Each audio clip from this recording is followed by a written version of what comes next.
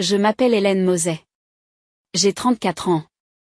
Lors de notre réunion de famille le week-end dernier, mon père s'est tenu devant 34 membres de la famille et a énuméré les réalisations de chacun de ses cousins. Avocat, chirurgien, MBA, vice-président de Morgan Stanley. Pendant 11 minutes, il les a félicités l'un après l'autre. Lorsqu'il est arrivé à moi, il s'est arrêté, m'a regardé et a dit, « Il y a des gens qui n'arriveront jamais à rien. » Puis il est passé au nom suivant. 34 membres de la famille, silence complet. Mon jeune frère Danny, atteint d'une infirmité motrice cérébrale, m'a serré la main sous la table. Il savait ce qui se passait. Ils le savaient tous. Puis ma grand-mère de 86 ans s'est levée. Raymond, tu as oublié une chose. Elle a sorti un journal plié de son sac à main. Mon père l'a pris des mains, a lu 2 lignes et sa mâchoire s'est complètement relâchée. Ce qu'il découvrit dans ces 2 lignes allait démanteler tout ce qu'il croyait savoir sur le succès.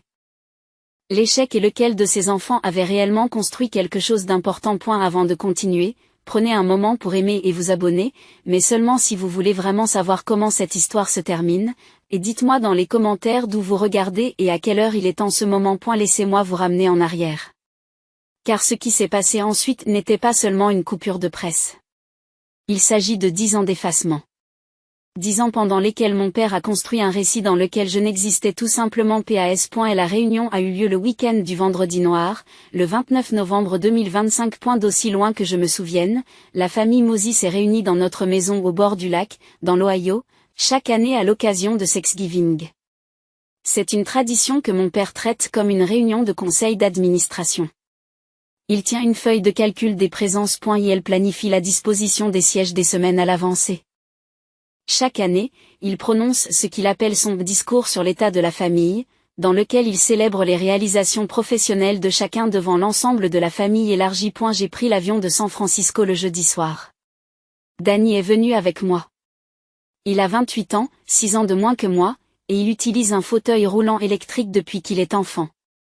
La paralysie cérébrale affecte sa mobilité et son élocution, mais pas son esprit. Jamais son esprit. Les gens qui ne le connaissent pas font constamment cette erreur. Notre père a fait cette erreur pendant 28 ans. Lorsque nous nous sommes arrêtés devant la maison du lac, j'ai vu des lumières allumées à chaque fenêtre, des voitures s'alignant le long de l'allée en gravier. Toute la famille était déjà là. J'ai aidé Danny avec son fauteuil roulant et nous nous sommes dirigés vers la porte d'entrée. La maison sent la même chose chaque année. Le pain de la cheminée, quelque chose de sucré qui cuit dans la cuisine. Et cette odeur particulière de vieux bois et d'eau du lac que l'on ne peut reproduire nulle part ailleurs. Mon père était dans le salon lorsque nous sommes entrés. Raymond Moset, 66 ans, retraité de son entreprise de fabrication, se comportait toujours comme s'il dirigeait le monde. Il nous a vus et nous a fait un petit signe de tête. Hélène, Danny. C'est tout. Il n'y a pas eu de « non, comment s'est passé votre vol ?» Non, content de vous voir. Juste non. Il l'a dit comme s'il vérifiait des éléments sur une liste. Ma mère, Denise, se tenait à côté de lui. Elle nous a salués chaleureusement, mais il y avait quelque chose d'hésitant dans la façon dont elle m'a serré dans ses bras, elle n'était pas sûre d'en avoir le droit. J'ai appris au fil des ans que ma mère choisissait soigneusement ses combats, et elle ne m'a pas choisi depuis très longtemps. Mais ma grand-mère était différente. Ruth Delacroix, la mère de ma mère, a traversé la pièce dès qu'elle nous a vus. Elle est petite. 1m50, 86 ans, des cheveux argentés qu'elle coiffe encore en boucle tous les samedis soirs. Elle m'a entouré de ses bras et m'a serré contre elle. Hélène, ma chérie, tu as l'air épuisée. Viens ici. Puis elle a chuchoté si doucement que j'ai failli ne pas comprendre. J'ai apporté quelque chose pour demain. Tu verras. Je ne savais pas ce qu'elle voulait dire. Pas encore. Mais j'ai vu sa main se poser sur son sac à main en cuir marron, celui qu'elle porte depuis 20 ans, et il y avait quelque chose de protecteur dans ce geste, comme si elle gardait quelque chose de précieux. Les cousins étaient dispersés dans la maison, au nombre de 34, âgés de 23 à 52 ans. Je ne vois la plupart d'entre eux qu'une fois par an, à l'occasion de cette réunion. Ils étaient polis avec moi, le genre de politesse qui vient avec la pitié. Ils m'ont posé des questions sur San Francisco. Sur le temps qu'il faisait, sur le fait que j'étais toujours dans le domaine de la technologie. Aucun d'entre eux n'a demandé de précision. Aucun d'entre eux ne voulait vraiment savoir. Danny l'a remarqué aussi. Nous nous sommes retrouvés dans la cuisine, à la petite table en chêne qui est réservée à ce que mon père appelle le débordement. C'est là que s'asseyaient les enfants. C'est là que s'assoient les enfants, les personnes qui ne peuvent pas passer dans la salle à manger principale. Grand-mère Ruth s'est assise avec nous par choix. Elle aurait pu s'asseoir à la table en acajou de la salle à manger, mais elle a choisi la cuisine. Les conversations sont meilleures ici, dit-elle, suffisamment fort pour que mon père l'entende. J'ai regardé mes cousins se rassembler. Alison, 36 ans, avocate d'affaires dans l'un des grands cabinets. Michael, 35 ans, titulaire d'un MBA de Wharton et travaillant dans la finance. Stéphanie, 40 ans, chercheuse publiée. Nathan, 33 ans, qui vient d'introduire sa société en bourse. Tous ont réussi selon les critères de mon père. Tous méritent d'être reconnus. Le dîner s'est déroulé comme d'habitude. Mon père était assis en bout de table, ma mère à sa droite. Et la conversation portait sur les réalisations et les acquisitions, les maisons de vacances et les écoles privées. Je mangeais tranquillement. Danny utilisait ses ustensiles adaptés. Ceux que l'équipe d'ingénieurs d'Accessno avait contribué à concevoir pour lui, mais personne à la table ne le savait. Ils ont juste vu un homme handicapé se battre avec une fourchette, et ils ont détourné le regard. Après le dîner, mon père s'est levé. Il avait un presse-papier avec lui. Des pages plastifiées, imprimées en colonnes bien ordonnées. Il prend cela au sérieux. Comme toujours, il a commencé par dire: je voudrais prendre un moment pour célébrer l'excellence de cette famille. Nous sommes des Mosais. Nous ne nous contentons pas. Nous ne cherchons pas d'excuses. Nous réussissons. J'avais déjà entendu ce discours. Chaque année, il parcourt la liste. Par ordre d'âge? Du plus âgé au plus jeune. 34 cousins. Il s'y était préparé. Il s'y prépare toujours. Je vais commencer par la génération la plus âgée, a-t-il déclaré. Andrew Mosey, 42 ans, est devenu cette année associé chez Kirkland & Ellis, l'un des plus jeunes de l'histoire du cabinet, avec un salaire d'associé de départ de $890,000. La salle a applaudi. Andrew a fait une petite révérence, s'est rassis, mon père a rayonné. Jessica Champ-Mosey, 40 ans, a publié ses recherches sur le remplacement des valves cardiaques dans le JAMA. Sa technique est désormais un protocole standard à Johns Hopkins, un travail de classe mondiale. Les applaudissements ont redoublé, Jessica a souri, gracieuse, acceptant les éloges comme si elle les avait mérités, ce qui était le cas. Il a continué encore et encore. 11 minutes de cela, chaque cousin, son titre, son salaire lorsqu'il le connaissait, ses réalisations mesurées en termes de prestige et de chiffres. J'ai compté les secondes entre chaque nom, 20 à 30 secondes par personne, méthodique, juste, dans son esprit. Tout le monde a eu son moment. J'étais le 23e sur la liste, coincé entre Stéphanie et Nathan. Mon père avait atteint ma tranche d'âge. Il a énuméré Michael Brennan Moulding, vice-président de la stratégie chez Goldman Sachs, qui a conclu une acquisition de $340 millions. Applaudissements. Puis Stéphanie Harlow, professeure titulaire à Northwestern, deuxième livre publié cette année. Applaudissements. Puis il s'est arrêté. Ses yeux m'ont trouvé à l'autre bout de la pièce. J'étais assise dans l'embrasure de la cuisine et je pouvais le voir clairement. Son expression n'a pas changé. Puis il a dit. Très clairement, il y a des gens qui n'arrivent jamais à rien. 8 secondes de silence. Je les ai comptés. Personne n'a bougé. Personne n'a parlé. Quelques personnes ont regardé leur assiette. Quelques-uns m'ont jeté un coup d'œil avec ce qui aurait pu être de la sympathie ou peut-être simplement du soulagement que ce ne soit pas eux. Le visage de mon père ne montrait rien. Pas de malice. Pas de satisfaction. Juste une constatation dans son esprit. Puis il s'est tourné vers Nathan. Nathan Caldwell, 33 ans, a dirigé l'introduction en bourse de son entreprise, évaluée à $1,2 milliard. Un travail exceptionnel. Et le discours s'est poursuivi comme si je n'avais jamais existé. Et la main de Danny a trouvé la mienne sous la table. Sa poigne était ferme. Plus serrée que d'habitude. Je le sentais trembler. J'ai gardé mon visage complètement immobile. J'avais appris à faire ça. 10 ans de pratique. Mon père a terminé sa liste. Le numéro 34 était ma plus jeune cousine, Emma. 23 ans. Elle venait de terminer son master en santé publique. Il l'a félicitée pendant 2 minutes entières, parlant de son avenir, de son potentiel, de la fierté de la famille. Puis il s'est assis. La salle expire. Les conversations ont repris. Les gens se sont dirigés vers le salon pour prendre un café et un dessert. Je suis restée dans la cuisine. Dany est restée avec moi. Grand-mère Ruth s'est assise en face de nous et je l'ai regardée fouiller dans son sac à main. Elle a sorti quelque chose juste assez loin pour que je puisse en voir le coin. Un orange. L'orange caractéristique de la couverture d'un magazine Forbes. Elle a croisé mon regard et m'a fait un petit signe de tête. Je ne comprenais pas encore, pas complètement, mais je savais que quelque chose se préparait. Je dois vous ramener 10 ans en arrière, car rien de ce qui s'est passé lors de cette réunion n'a de sens si l'on ne comprend pas comment j'en suis arrivé là, comment nous en sommes tous arrivés là. En 2015. J'avais 24 ans. 2 ans plus tôt, j'avais obtenu mon diplôme de Stanford et trouvé un emploi dans une entreprise de technologie à San Francisco. Un bon salaire, de bons avantages, le genre d'emploi que mon père approuvait, mais je le détestais. Je construisais un logiciel qui aidait les entreprises à optimiser leur chaîne d'approvisionnement, et chaque jour ressemblait à une mort lente. Ce que je voulais construire, c'était quelque chose d'important. J'avais passé toute ma vie à regarder Dany se débattre avec des systèmes qui n'avaient pas été conçus pour lui, des bâtiments sans rampe d'accès, des sites web que les lecteurs d'écran ne pouvaient pas analyser, des transports publics qui traitaient les utilisateurs de fauteuils roulants comme s'il s'agissait d'un détail. Je savais que je pouvais construire quelque chose de mieux, alors j'ai quitté mon travail.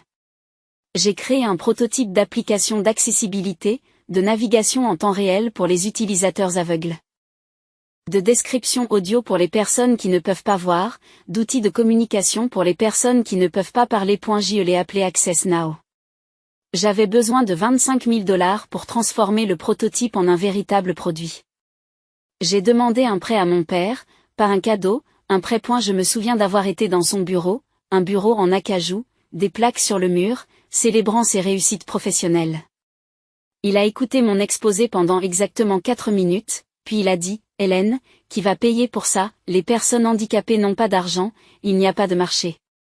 Vous gâchez votre diplôme de Stanford, trouvez un vrai travail. Je ne financerai pas cette fantaisie. » J'ai essayé d'expliquer. Je lui ai montré les études.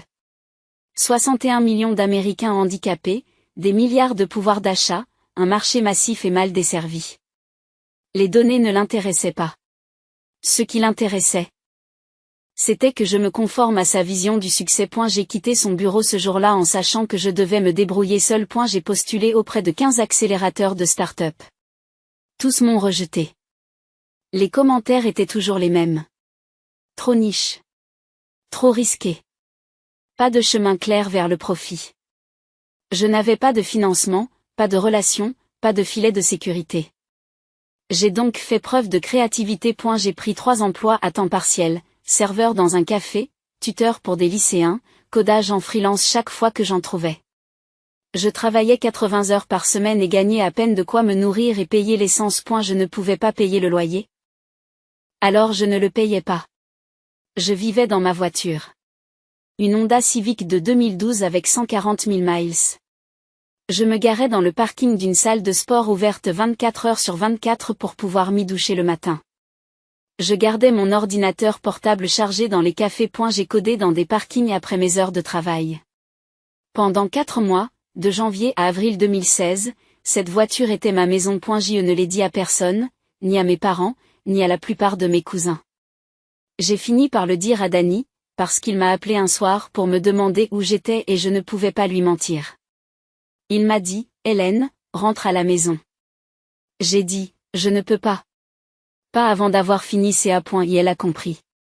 Il a toujours compris. En mars 2016, j'ai envoyé un courriel à ma grand-mère. Je n'ai pas demandé d'argent.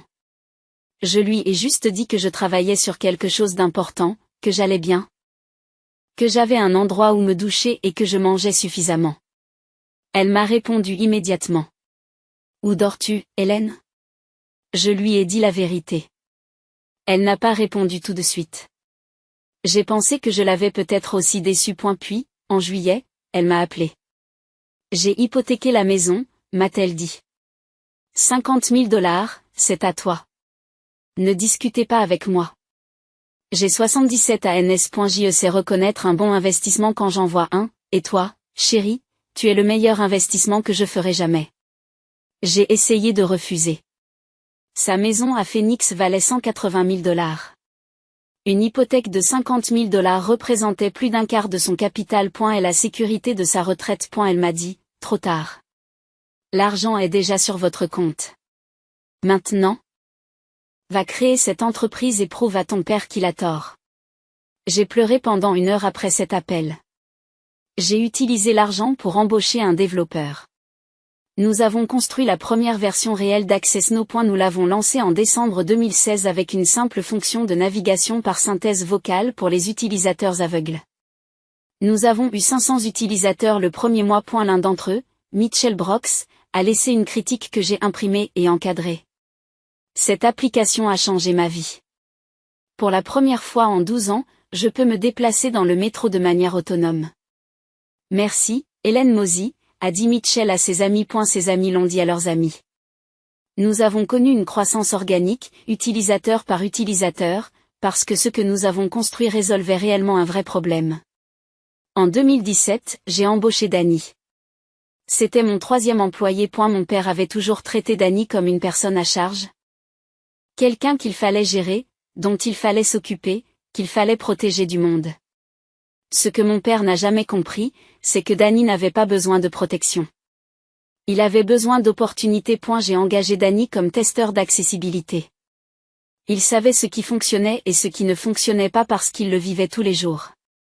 Il était brillant dans ce domaine. Il a trouvé des exceptions que nos développeurs n'auraient jamais détectées. Et elle comprenait les besoins des utilisateurs comme aucune personne valide ne pourrait le faire. 2 ans plus tard, je l'ai promu responsable de l'accessibilité. Non pas parce qu'il est mon frère, mais parce qu'il l'a mérité. En 2018, Access Now avait une réelle traction, de vrais utilisateurs, un réel potentiel de revenus. J'ai commencé à présenter l'entreprise à des sociétés de capital risque. J'ai eu des réunions avec Sequoia, Andrés et Horowitz, Coase Leventure. Des capitaux de premier tour. Ces 4 sociétés étaient intéressées. Ce que je ne savais pas, c'est que mon père passait des coups de fil. Il a contacté chacun de ces VC avant que mes term sheets ne soient conclus. Et elle leur a dit que j'étais naïf, idéaliste, que le marché du handicap était trop petit, qu'ils perdraient leur argent. Il a essayé de saboter mon financement.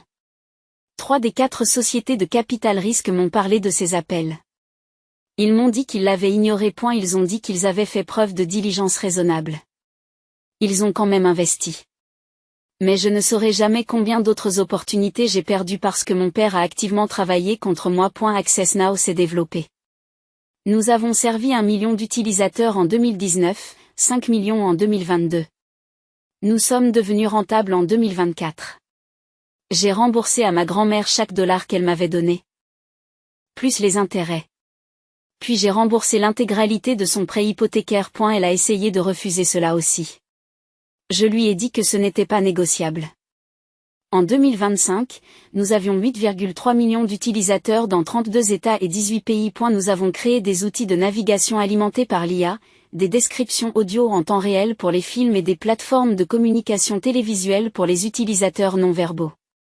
Nous avons employé 280 personnes. 60 d'entre elles étaient handicapées, dont Danny, qui dirigeait alors une équipe d'ingénieurs en accessibilité et gagnait un salaire de 320 000 $ plus des actions. En octobre de cette année, nous avons atteint le statut de licorne, avec une valorisation de 2,1 milliards de $. Une grande entreprise technologique nous a proposé 3,6 milliards de $ pour acquérir Access Now. J'ai refusé. Nous sommes une société B. Ce qui signifie que nous sommes légalement tenus d'équilibrer le profit et la mission sociale. 30% de nos revenus sont consacrés au financement d'un niveau de gratuité pour les utilisateurs handicapés à faible revenu. Je n'allais pas laisser une acquisition changer cela. Forbes l'a découvert. Il voulait faire un article de couverture. J'ai accepté parce que je pensais que cela nous aiderait peut-être à toucher plus d'utilisateurs. Le journaliste était minutieux. Trop minutieuse, selon mon père. Elle a fouillé dans l'historique de notre financement. Elle a interviewé nos premiers investisseurs. Elle a découvert les appels téléphoniques de mon père. Elle l'a également interviewé, sans lui révéler le véritable angle de l'histoire. Le numéro de Forbes est sorti le 25 novembre, 4 jours avant la réunion. La couverture me montrait debout dans notre siège de San Francisco, devant un mur affichant notre nombre d'utilisateurs, 8,3 millions. Le titre était « La licorne que personne n'avait vu venir, comment Hélène Mosey a bâti un empire technologique de 2,1 milliards de dollars pour les personnes handicapées, alors que sa famille l'avait exclu ». Je n'ai pas parlé de l'article à ma famille. Je ne leur ai pas renvoyé de copie. Je me suis dit que s'ils étaient intéressés, ils le trouveraient eux-mêmes. Ma grand-mère l'a trouvé. Elle a acheté 3 exemplaires dans un kiosque à journaux de Phoenix. Elle en a emporté un dans son avion pour l'Ohio. Elle avait attendu le bon moment. Ce moment est arrivé la nuit où mon père m'a effacé devant 34 témoins. Grand-mère Ruth s'est levée lentement. À 86 ans, chaque mouvement est délibéré. Mais la façon dont elle a traversé la pièce n'avait rien de fragile. Elle est passée de la cuisine au salon comme si elle traversait un champ de bataille. Raymond, dit-elle, sa voix coupant court au bavardage d'après-discours. La pièce est redevenue silencieuse. Mon père leva les yeux. Irrité. Ruth, je n'ai pas fini. Vous en avez oublié un, dit-elle. Je couvre des gens qui ont une vraie carrière, Ruth. Est-ce que ça peut attendre? Elle n'a pas répondu. Elle s'est contentée d'avancer jusqu'à ce qu'elle se trouve juste en face de lui. Elle a alors fouillé dans son sac à main en cuir brun et en a sorti le magazine Forbes plié en 4. Elle l'a posé sur la table devant mon père. Et elle est sortie il y a 3 semaines, dit-elle, le 25 novembre. Je l'ai gardé sur moi depuis, attendant le bon moment. Elle a fait une pause. C'est le bon moment. Mon père a pris le magazine. J'ai observé son visage. Il a vu la couverture. Il a vu ma photo. Son expression s'est figée. Il a ouvert l'article et a commencé à lire. Je pouvais voir ses yeux se déplacer sur les 2 premières lignes. Hélène Mosey, 34 ans, est la fondatrice et PDG d'Access No Technology. La plateforme d'accessibilité alimentée par l'IA qui a atteint le statut de licorne le mois dernier avec une évaluation de 2,1 milliards de dollars. La semaine dernière, elle a refusé une offre d'acquisition de 3,6 milliards de dollars de la part d'une grande entreprise technologique, choisissant plutôt de garder Access Now indépendante et motivée par sa mission. Sa mâchoire s'est décrochée. Je n'avais jamais vu cela arriver à une personne dans la vie réelle. Il a relu les lignes, plus lentement, comme s'il voulait s'assurer que les mots étaient vrais. Puis il a levé les yeux vers moi. Puis il a baissé les yeux vers le magazine. Puis il m'a regardé à nouveau. Nathan était assis assez près pour le voir. Il s'est penché vers moi. Ray, qu'est-ce qu'il y a? Mon père n'a pas répondu. Dans la pièce? J'ai vu des cousins sortir leur téléphone. Quelqu'un a dû envoyer un message à un groupe de discussion. Des écrans se sont allumés dans le salon alors que les gens cherchaient Hélène Mosey Access Now sur Google. Michael a été le premier à parler. Putain de merde. Hélène est la PDG d'Access Now? Stéphanie lève les yeux de son téléphone. C'est vrai? 2,1 milliards de dollars? Elle a regardé son écran, puis m'a regardé. Nous utilisons Access Now dans notre cabinet. Nous avons un assistant juridique aveugle, Trevor, qui l'utilise pour tout. Je ne savais pas que vous l'aviez créé. La révélation s'est répandue dans la salle comme une traînée de poudre. 12 personnes sur leur téléphone, lisant le même article, leur visage passant du choc à la confusion et à quelque chose qui aurait pu être de la honte. Mon père a essayé de se reprendre. Il a posé le magazine avec précaution, comme s'il allait exploser. Il a forcé un rire. C'est inattendu. Hélène? Tu aurais dû m'en parler. Je l'ai regardé de l'autre côté de la pièce et j'ai gardé ma voix parfaitement égale. Tu n'as jamais demandé, papa. En 10 ans, tu ne m'as jamais demandé sur quoi je travaillais. Je te le demande maintenant. Trop tard pour cette conversation. Il a changé de tactique. Écoute, c'est impressionnant, je te l'accorde. Mais les valorisations technologiques sont volatiles. Le statut de licorne n'est pas synonyme de profit. Vous pourriez perdre tout cela dans un krach boursier. Ces choses-là ne durent pas. Je n'ai pas haussé le ton. Je n'ai jamais haussé le ton. Nous sommes rentables, papa. 186 millions de dollars de chiffre d'affaires l'année dernière. Un bénéfice net de 52 millions de dollars. Tout a été vérifié. Tu veux voir les comptes? Il est devenu tout rouge. Ce n'est pas la question. Alors quel est le but, papa? Il n'avait pas de réponse. Nathan, qui tenait toujours le numéro de Forbes, continua à lire. Il s'arrêta sur une page et changea d'expression. Il s'arrêta à une page et son expression changea. Il y a une section sur l'équipe dirigeante d'Access Now. Il a lu à haute voix, directeur de l'accessibilité, Danny Mosi. La salle s'est retournée pour regarder Danny qui, assis dans son fauteuil roulant, ne bougeait pas et observait notre père. J'ai regardé entre nous. Danny, est-ce vrai? Tu travailles pour Hélène? J'ai répondu avant que Danny ne puisse le faire. Danny ne travaille pas pour moi. Il travaille avec moi. Il est C-suite, l'une des personnes les plus importantes de l'entreprise. Le visage de mon père est passé du rouge au pâle. Danny, tu as un travail? Danny a utilisé son appareil de CAA, l'outil de communication monté sur son fauteuil roulant. Il tapait lentement, délibérément. La voix synthétique parlait pour lui. J'ai une carrière, papa. Pas un travail. Une carrière. Mais comment? Je veux dire. Avec ton état. Danny tape à nouveau. Mon état ne définit pas mes capacités. Tu as toujours pensé que c'était le cas. Allison était de nouveau sur son téléphone, affichant le site internet d'Access Now. La biographie de Danny est ici, dit-elle. Elle l'a lu à haute voix. Danny Mosi, directeur de l'accessibilité, apporte une expérience vécue et une expertise technique à la mission d'Access Now, et dirige une équipe de 60 ingénieurs spécialisés dans l'accessibilité. Elle a levé les yeux au ciel. 60 ingénieurs, Danny?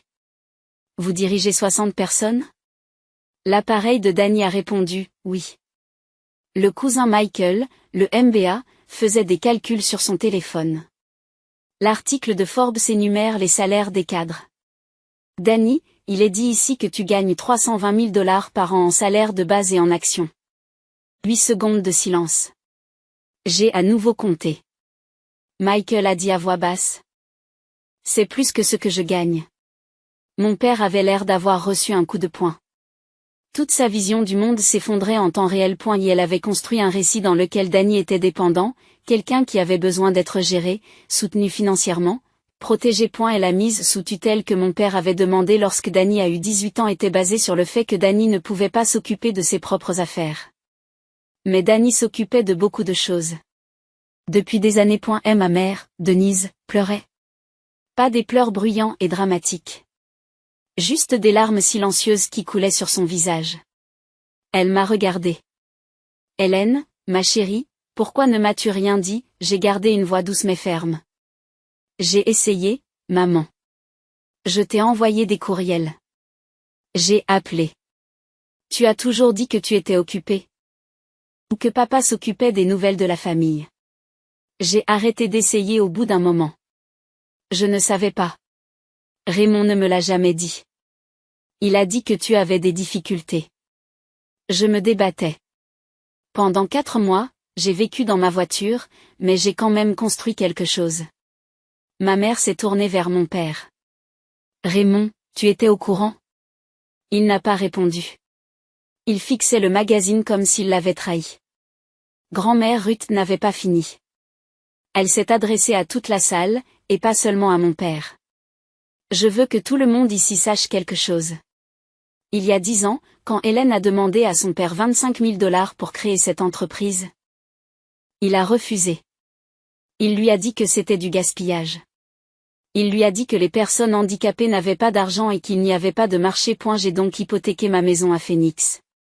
J'ai donné 50 000 dollars à Hélène. J'avais 77 ans. J'ai risqué ma retraite. Et je le referai sans hésiter. La salle est devenue complètement silencieuse. C'était une nouvelle pour tout le monde. Ma mère a porté la main à sa bouche. Plusieurs de mes cousins avaient l'air choqués. Nathan lisait toujours l'article de Forbes. Il était arrivé à la page 38. J'ai vu son expression changer. Oh non, a-t-il dit à voix basse. Puis plus fort.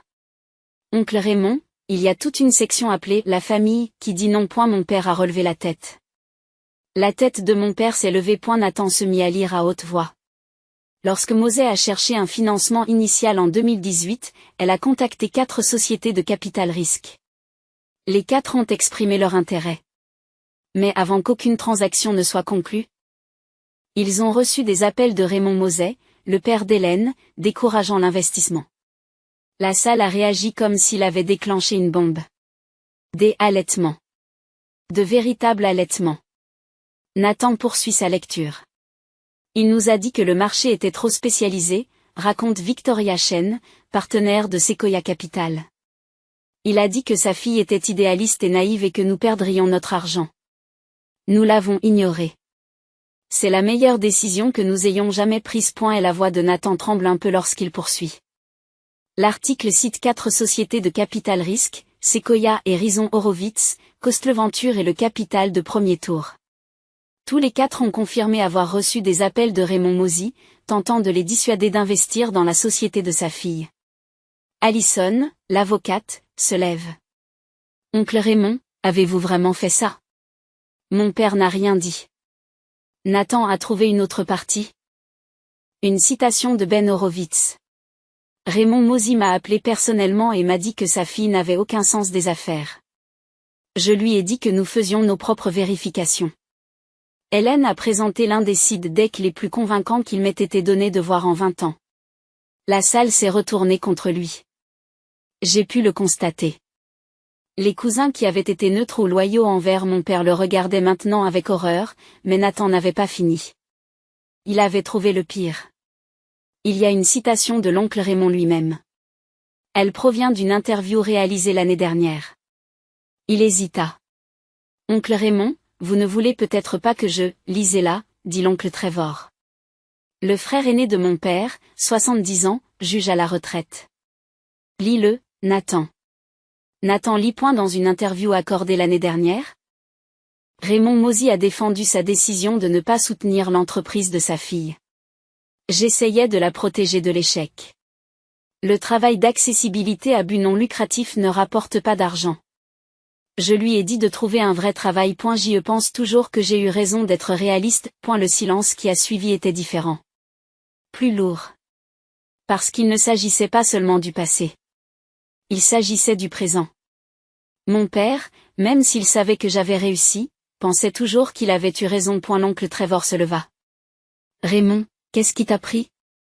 Tu as saboté le financement de ta propre fille? Tu as appelé des sociétés de capital risque pour la dénigrer? J'essayais de la protéger pour qu'elle ne gâche pas sa vie. La protéger? Vous avez essayé de la détruire, et elle a réussi malgré vous. Vous comprenez cela? Elle vaut plus que toutes les personnes présentes dans cette pièce réunies, et elle l'a fait sans votre aide. À cause de votre obstruction. Mon père a regardé autour de lui. Il voyait le changement en temps réel. 18 cousins étaient maintenant clairement de mon côté. 9 étaient encore près de lui, loyaux ou un certain point 7 avait pris une position neutre, s'éloignant physiquement du conflit. Et elle tenta une dernière défense. Très bien. Tu as créé une entreprise. Félicitations. Mais tu aurais pu être avocat comme Andrew. Vous auriez pu avoir de la stabilité. Au lieu de cela, vous avez pris un risque énorme qui aurait pu échouer. Tu as eu de la chance. Hélène. C'est tout ce que c'est. De la chance. C'est alors que Danny a bougé. Il a déplacé son fauteuil roulant de quelques centimètres vers l'avant. Mais c'était suffisant. La salle l'a remarqué. Il a commencé à taper sur son appareil de CA. Le message était long. Nous avons tous attendu pendant qu'il tapait. Puis il a fait quelque chose que je ne l'avais jamais vu faire lors d'une réunion de famille. Il m'a fait signe. J'ai compris. Je me suis levé et je me suis dirigé vers lui. Ensemble, nous l'avons mis debout. Beaucoup d'entre eux peuvent se tenir debout avec un soutien pendant de courtes périodes. C'est difficile et douloureux, mais il peut le faire. Je lui ai maintenu les bras debout, il était à la hauteur des yeux de la plupart des cousins assis et de notre père. La dynamique de pouvoir dans la pièce a changé instantanément. Il ne regardait plus tout le monde. Son appareil de CA parlait.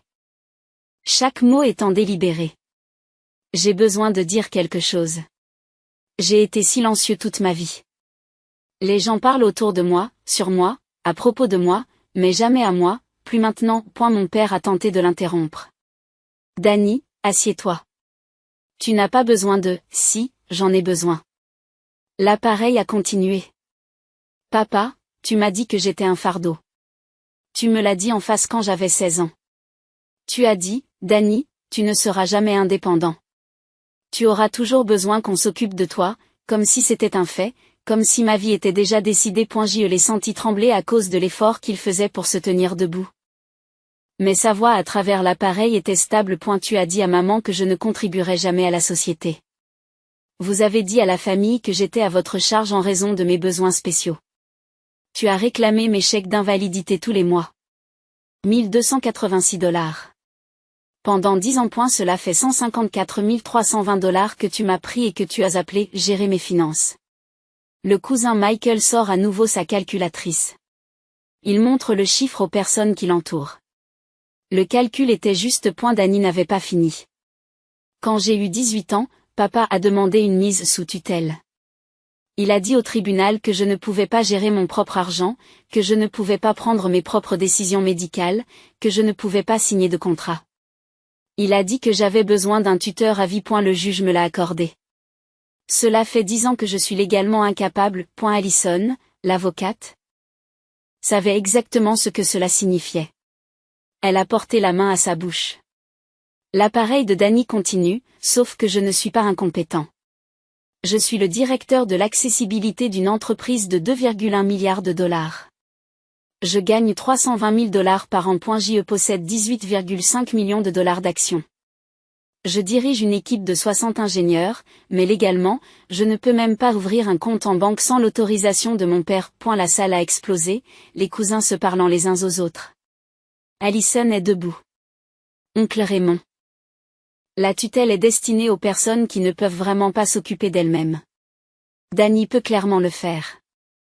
C'est un abus de tutelle. C'est illégal si la personne n'en a pas besoin. Danny est passé de son appareil de CA à la parole. C'est plus difficile pour lui. Plus lent. Mais il voulait que notre père entende sa vraie voix. Hélène m'a embauché en 2017. J'étais l'employé numéro 3. Elle ne m'a pas embauché parce que je suis son frère. Elle m'a embauché parce que je suis bon dans ce que je fais. J'ai élaboré nos protocoles de test. J'ai formé nos ingénieurs. J'ai mérité mon poste. Il prit une inspiration. L'effort pour parler est immense. Papa, tu m'as dit que je serais un fardeau toute ma vie. Hélène a transformé ce fardeau en un actif de 18 millions de $. Elle a vu ce que tu refusais de voir. Je suis capable. Je l'ai toujours été.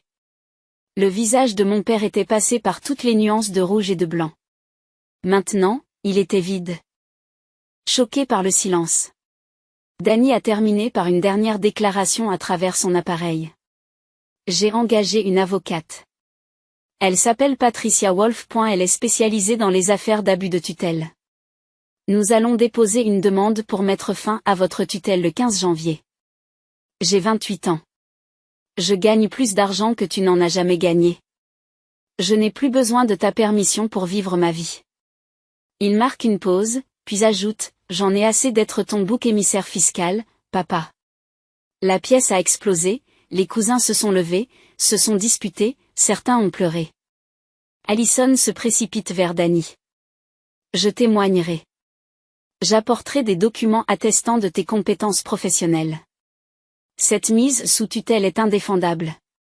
Tante Caroline, la sœur de ma mère qui est avocate spécialisée dans le droit de la famille, était juste derrière elle. Je déposerai un mémoire d'amicus curiae. Raymond, tu vas perdre ce procès. J'ai aidé Danny à se rasseoir. Il était épuisé. Mais son visage exprimait quelque chose que je n'avais jamais vu auparavant, pas seulement du soulagement, de la libération. Ma mère s'est approchée de Danny et s'est agenouillée à côté de son fauteuil roulant. Danny, je ne savais pas. Je suis vraiment désolée. L'appareil de Danny a parlé. Tu aurais pu demander, maman. Tu as choisi de ne pas le faire. Cela l'a frappée de plein fouet. Elle s'est levée, pleurant plus fort maintenant. J'avais besoin de finir ça. Parce qu'il y avait encore une chose que la famille ne savait pas. Je veux que tout le monde ici comprenne quelque chose, ai-je dit. Ma voix a traversé la pièce. Tout le monde s'est arrêté de parler. Je n'ai pas construit l'accès pour prouver à mon père qu'il avait tort. Je ne l'ai pas construit pour devenir milliardaire. Je l'ai construit parce qu'à l'âge de 15 ans, j'ai entendu mon père dire à Danny qu'il n'arriverait jamais à rien. Je l'ai entendu dire que Danny était un fardeau. J'ai alors décidé de passer ma vie à m'assurer qu'aucun autre enfant handicapé n'entende jamais ces mots. J'ai sorti mon téléphone. Je veux te montrer quelque chose. C'est notre nouvelle fonctionnalité. Danny a été le premier à la tester. J'ai ouvert un fichier vidéo. Cela s'appelle la voix du silence. Elle utilise la technologie de l'interface cerveau-ordinateur combinée à l'apprentissage automatique. Les personnes qui ne peuvent pas utiliser de dispositif de CAA, qui ne peuvent pas taper, qui ne peuvent pas parler, pensent les mots et l'IA traduit leurs pensées en paroles. En temps réel. Nathan, qui travaille dans la technologie, semble sceptique. Hélène, l'IA de la pensée à la parole? C'est de la science-fiction. Plus maintenant. Danny la teste depuis 8 mois. J'ai passé la vidéo. Elle montrait Danny dans notre laboratoire de San Francisco. Portant un casque léger. Des capteurs neuronaux contre son cuir chevelu. Il ferme les yeux. L'écran affiche son activité cérébrale. Puis une voix s'est fait entendre. Pas son appareil de CAA. Pas son discours verbal hésitant. Une voix d'IA claire et fluide qui traduisait ses pensées directement en mots. Et la voix a dit « Je t'aime, Hélène. Merci de m'avoir vu quand personne d'autre ne le faisait. » Sur la vidéo, Danny ouvre les yeux et sourit à la caméra. Le salon est devenu complètement silencieux. Plusieurs cousins pleuraient maintenant. Ma mère se passait les mains sur le visage, les épaules tremblantes. Nous lançons Voice of the Silent en mars 2026, ai-je dit. Entièrement gratuit. Pas d'abonnement, pas d'échelon de paiement. Nous estimons qu'il servira à 200 000 personnes rien que la première année. Les personnes qui ont été silencieuses toute leur vie auront enfin une voix. J'ai regardé mon père directement. C'est ce que tu as qualifié de gaspillage de mon diplôme? Papa. C'est ce que tu as dit qu'il n'y avait pas de marché. 200 000 personnes qui en ont besoin ne sont pas un marché pour toi. Elles sont invisibles. C'est la différence entre nous. Mon père s'est levé. Il n'a rien dit. Il s'est dirigé vers la porte, a pris son manteau et est parti. Nous avons entendu sa voiture démarrer. Les phares ont balayé les fenêtres. Puis il a disparu. L'après-coup a été un véritable chaos. 18 cousins sont venus nous voir, Danny et moi, pour s'excuser et nous offrir leur soutien. Allison a promis de nous aider dans le dossier de mise sous tutelle. Tante Caroline a commencé à prendre des notes juridiques sur son téléphone. Plusieurs cousins ont proposé de témoigner. 9 cousins sont partis avec mon père. Ils n'ont pas dit au revoir. 7 cousins sont partis séparément, sans choisir leur camp. Ils nous ont serrés maladroitement dans leurs bras et nous ont vaguement promis de rester en contact. Ma mère se tenait au milieu de la pièce. Déchirée. Elle a regardé vers la porte où mon père était parti. Puis elle s'est retournée vers Danny et moi. Je l'ai vu prendre sa décision en temps réel. Elle s'est dirigée vers la porte. Mon cœur s'est effondré. Mais elle n'est pas partie. Elle s'est arrêtée devant la porte, a posé sa main sur le cadre et est restée là un long moment. Puis elle a fait demi-tour et est revenue vers nous. Je ne pars pas, a-t-elle dit en pleurant. Raymond peut partir. Je reste avec mes enfants. J'ai été lâche pendant 10 ans. J'ai laissé ton père contrôler la situation. Je n'ai pas posé de questions. Je n'ai pas riposté. J'en ai fini. Elle a regardé Danny. J'ai besoin que tu témoignes à l'audience de la tutelle. Tu le feras? Oui. Je le ferai. Ma mère s'est agenouillée et l'a pris dans ses bras. Elle l'a vraiment pris dans ses bras. Pas les câlins prudents et pleins de pitié qu'elle avait l'habitude de faire. Une vraie étreinte qui disait « Je te vois ». Grand-mère Ruth s'est approchée et a mis son bras autour de moi. Je suis fière de toi, Hélène. J'ai toujours été fière de toi. Grand-mère, tu as hypothéqué ta maison. Tu as tout risqué. Et tu l'as remboursé il y a 3 ans quand l'accès est devenu rentable. C'est le meilleur retour sur investissement que j'ai jamais eu. Elle a souri. Maintenant, je vends cette maison et je déménage à San Francisco. Je veux passer le reste de ma vie avec les petits-enfants qui ont construit quelque chose dont ils peuvent être fiers. Vous n'êtes pas obligé de faire ça. C'est ce que je veux. D'ailleurs, il faut bien que quelqu'un soit votre chef de l'inspiration à plein temps. J'ai ri, vraiment ri. Pour la première fois depuis des jours. Et la réunion s'est terminée ce soir-là. La plupart des gens sont partis le lendemain matin. Danny et moi sommes restés quelques jours de plus. Nous avons marché jusqu'au vieux hangar à bateau au bord du lac, l'endroit où nous avions l'habitude de nous cacher quand les choses devenaient trop difficiles à la maison. Nous nous sommes assis dans l'air froid de novembre et n'avons pas dit grand-chose. Nous n'en avions pas besoin. 3 semaines plus tard, le 18 décembre, Danny a emménagé dans son premier appartement indépendant à San Francisco. Nous l'avons conçu ensemble. Accessibilité totale, fonction de maison intelligente, tout contrôlé par la voix. Il pouvait se débrouiller tout seul. Je l'ai aidé à emménager, je l'ai vu naviguer dans son propre espace, prendre ses propres décisions, vivre sa propre vie pour la toute première fois. Et elle m'a regardé et m'a dit, par l'intermédiaire de son appareil: je ne me suis jamais senti aussi indépendant. Merci. Tu l'as mérité, Danny. C'est ta vie maintenant, pas la version de papa de ta vie. C'est la tienne. Ma mère m'a tendu la main séparément, sans mon père. Elle l'avait quitté. Pas définitivement, disait-elle, mais elle restait avec sa sœur à Cleveland le temps de trouver une solution. Elle m'a envoyé un courriel que j'ai lu 5 fois avant de pouvoir y répondre. Hélène, je sais que je ne mérite pas ton pardon. Je suis restée là pendant que ton père t'effaçait. Je l'ai laissé contrôler la vie de Danny. J'ai été complice. Je ne te demande pas de me pardonner tout de suite. Je demande une chance de le mériter à nouveau. Je témoignerai à l'audience de Danny. Je ferai tout ce qu'il faut. Je t'aime. Je suis désolée d'avoir mis si longtemps à le montrer. J'ai répondu: maman, je te rejoindrai pour un café la semaine prochaine. Mais papa ne pourra pas être là, il n'y aura que toi. Elle a accepté. Le 2 janvier 2026. Mon père m'a envoyé un email. L'objet: on peut se parler? L'email disait qu'il avait eu le temps de réfléchir au fait qu'il s'était trompé sur beaucoup de choses, qu'il voulait reconstruire notre relation. Mais il a ajouté: cependant, je vous demande de reconsidérer la question de la tutelle. Cela provoque des divisions au sein de la famille. Danny n'a pas besoin de faire cela publiquement. Nous pouvons régler cela en privé. J'ai répondu: papa, des excuses assorties de conditions ne sont pas des excuses. L'affaire de la tutelle de Danny n'est pas négociable. C'est son droit légal à l'autonomie. Tu ne peux pas négocier avec CA. Et si vous voulez reconstruire une relation, commencez par respecter sa décision. En attendant, nous n'avons rien à nous dire. Il n'a pas répondu. L'audience de mise sous tutelle a lieu dans 2 semaines, le 15 janvier 2026. Danny a une équipe juridique solide. Nous avons des documents attestant de son emploi, de ses compétences financières, de sa capacité à prendre des décisions.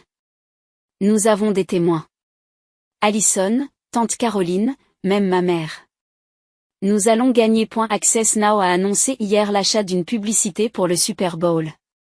30 secondes, le 9 février 2026, pendant le plus grand événement télévisuel de l'année. Nous montrons la voix du témoignage silencieux de Danny. 100 millions de personnes le verront. La fonction est lancée le lendemain du match, gratuitement pour tous ceux qui en ont besoin. 50 000 personnes se sont déjà inscrites sur la liste d'attente de la version bêta. Hier, je me trouvais sur le toit du siège d'Access Now à San Francisco. Le soleil se couchait sur la baie, la ville s'étalait au-dessous de moi dans l'or et l'ombre. J'ai pensé à mon père, à 10 ans d'effacement, au fait de dormir dans ma voiture, à grand-mère Ruth qui a hypothéqué sa maison, à Danny à qui on a dit qu'il était un fardeau, et j'ai réalisé que je n'étais plus en colère. Que j'étais juste libre. Je n'ai plus besoin de l'approbation de mon père, je n'ai plus besoin de sa définition du succès, je n'ai plus besoin de prouver que je mérite d'être reconnu. Je n'ai pas créé cette entreprise pour lui prouver qu'il avait tort. Je l'ai créée pour que personne d'autre n'ait à prouver qu'il mérite d'être vu. Mon père m'a appris ce qu'il ne fallait pas devenir. Quelqu'un qui mesure sa valeur en termes de salaire et de statut. Quelqu'un qui peut regarder son propre enfant et n'y voir que l'échec parce que le succès ne correspond pas à son modèle. Dany m'a appris ce vers quoi il faut tendre point un monde où la capacité n'est pas définie par le corps avec lequel vous êtes né, où les personnes handicapées ne sont pas un fardeau, une source d'inspiration ou un cas de charité, mais simplement des personnes précieuses, capables et méritantes. J'y n'aurai probablement jamais la relation avec mon père que je souhaitais enfant, celle où il est fier de moi. Où il me voit. Cette relation est morte quelque part entre son bureau en 2015 et cette réunion en 2025. Elle n'a peut-être jamais été vraiment vivante, mais j'ai d'autres choses à faire. J'ai une entreprise qui sert 8,3 millions de personnes et qui en servira des millions d'autres. J'ai un frère qui est enfin libre de vivre sa propre vie. J'ai une grand-mère qui a cru en moi quand personne d'autre n'y croyait. J'ai une mère qui essaie, enfin, de choisir ses enfants plutôt que son mari. Et j'ai 200 000 personnes qui sont sur le point de retrouver leur voie. Cela vaut plus que l'approbation de mon père. Mon téléphone sonne. Un message de Dany. Répétez votre témoignage aujourd'hui. Je suis prêt pour le 15 janvier. Merci d'avoir cru en moi quand personne d'autre ne le faisait. Je lui réponds. Je croirai toujours en toi. On se voit au tribunal. Je regarde la ville une dernière fois. Les lumières s'allument au fur et à mesure que le soleil se couche. 8. 3 millions d'utilisateurs quelque part, vivant leur vie un peu plus facilement grâce à ce que nous avons construit. 200 000 de plus bientôt. Je m'appelle Hélène Mose. J'ai 34 ans. Je suis la fondatrice et PDG d'une entreprise de 2,1 milliards de dollars, et je ne l'ai pas construite pour les gens qui m'ont exclu. Je l'ai bâtie pour ceux qui comptaient sur moi. C'est là toute la différence. I need to know. He said Webster. Okay. I feel better. Dude, what is this horse's pathing? Yeah, you good, girl? Her too. All the Miriams, welcome. No discrimination. Obviously to both of them. He just had to cover his bases. Oh, another thing I wanted to look up. Oh, end of the railroad. Another thing I wanted to look up was where to see that abandoned steamboat in the swamp.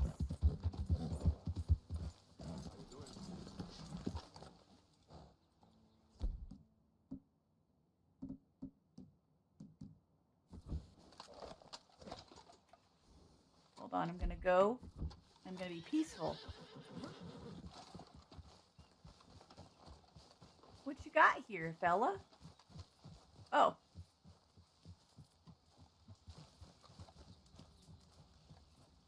Oh. Oh. I thought there was a person here. Yeah, it is somewhere outside of Saint Denis.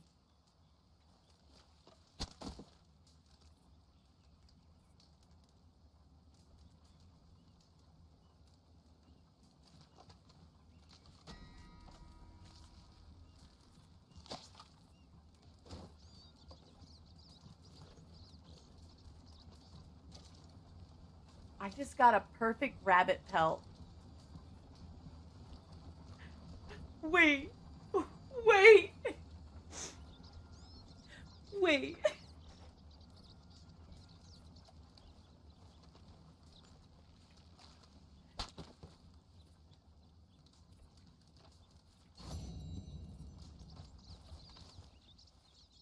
I just need the squirrel. I just need that fucking squirrel.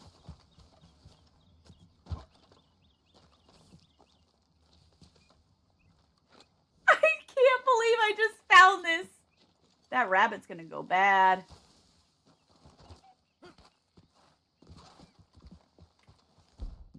Do I go on the hunt for a fucking squirrel now?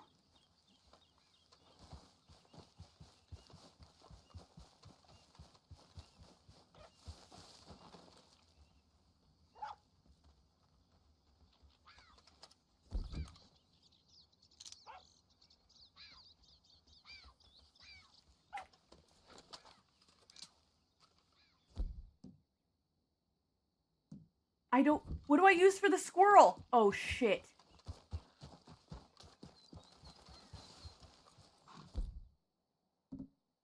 The only thing I have for the squirrel is the fucking arrows. And I just have regular fucking arrows. Shit.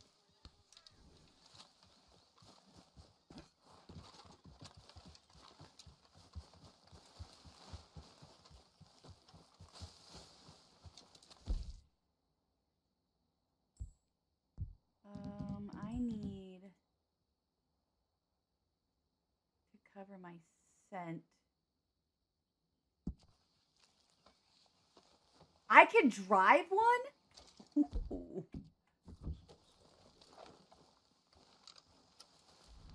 Now, where did that fucking squirrel go?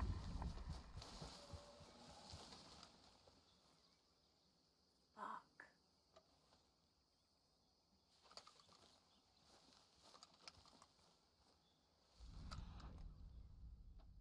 That little bastard's long gone by now.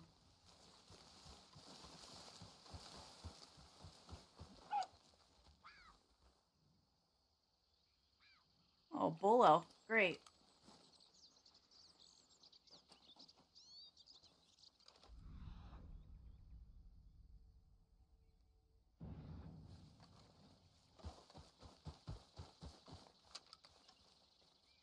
Let's see.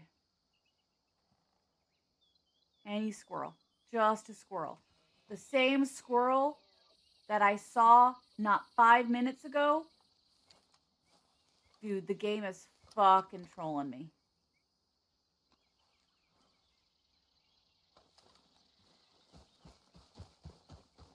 Need a snack? No problemo.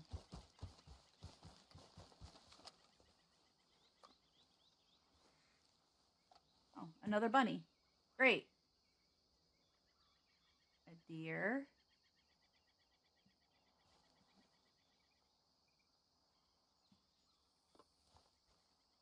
Bro. Fuck. Where am I gonna get that? What is this? Where am I gonna get that damn squirrel? Do you know?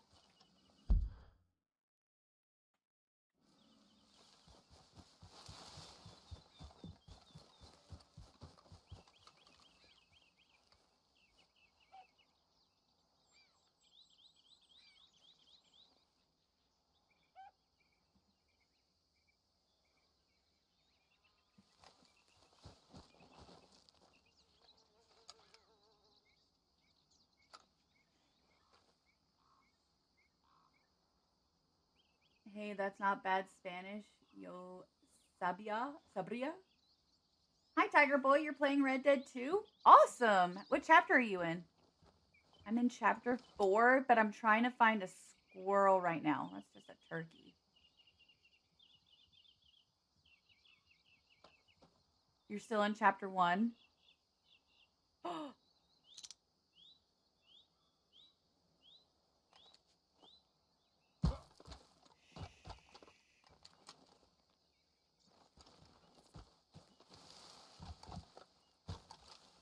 Where did it go?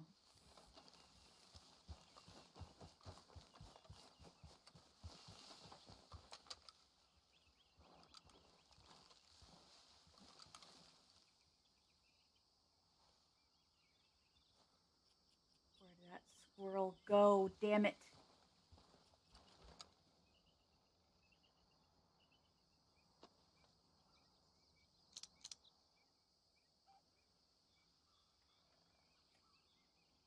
Oh, I got him now.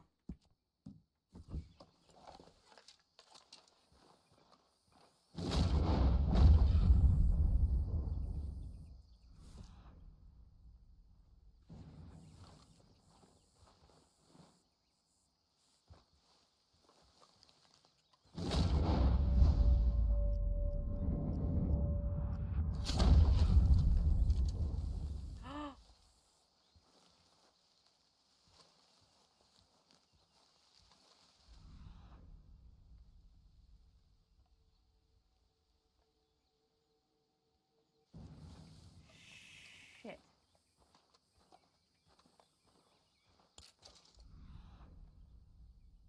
That was the wrong squirrel, too.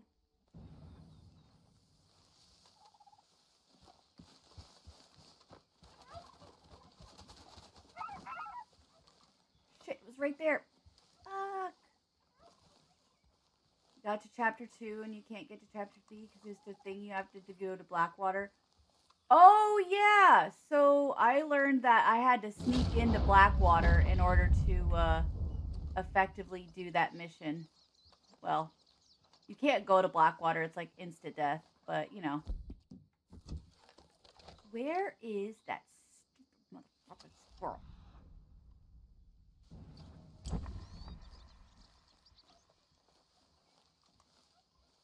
Yeah, I remember that mission. I literally got one-shotted.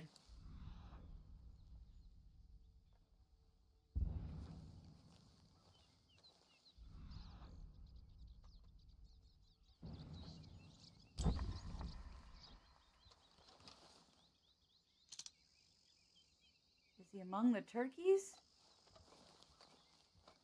Yeah, the invisible snipers. I know them well. That went up a bit more.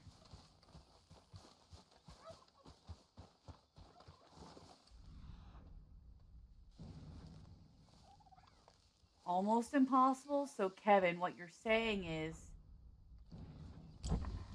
it's possible.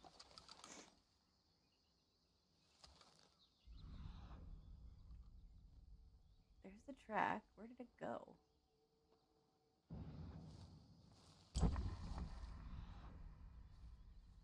It did go that way. Oh my god, this dumb bitch.